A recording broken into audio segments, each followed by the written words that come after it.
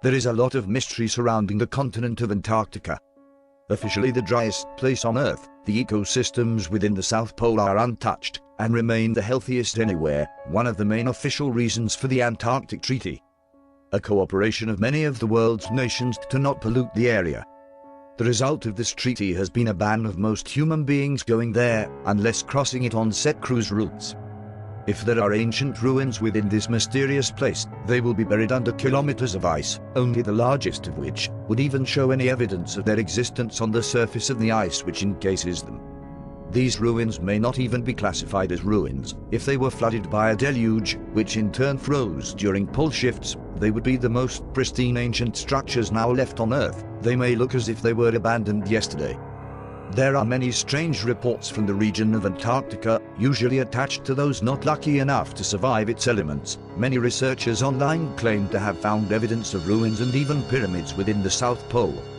So, what I set out to do was to attempt to find any evidence for a past colonization of Antarctica, and if a cover-up of these articles has ensued, to attempt to find any artifacts that were lucky enough to attain public exposure before their disappearance from the official records.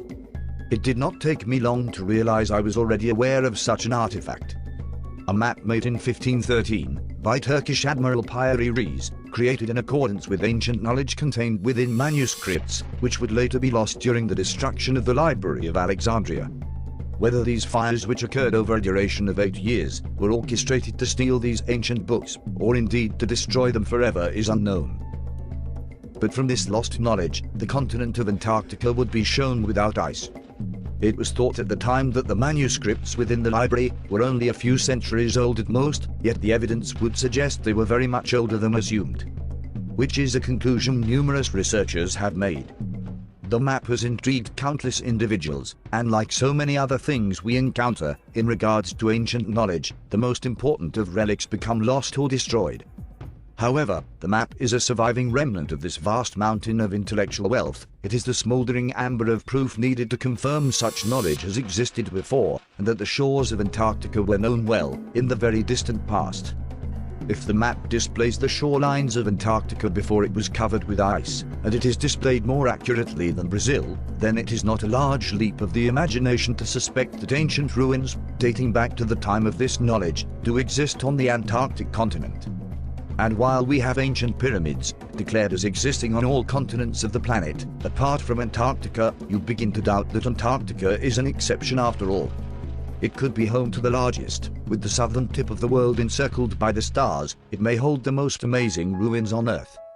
And with it being a place that only recently have we been able to explore extensively, you have to wonder what other artifacts may be preserved in the ice. What objects may have crashed in this desolate place during the last few thousand years, just waiting to be reverse engineered. So how does such a smoking gun, such as the Piri Reis map, survive for so long? While throughout the centuries all the source material has been engulfed with flames around it.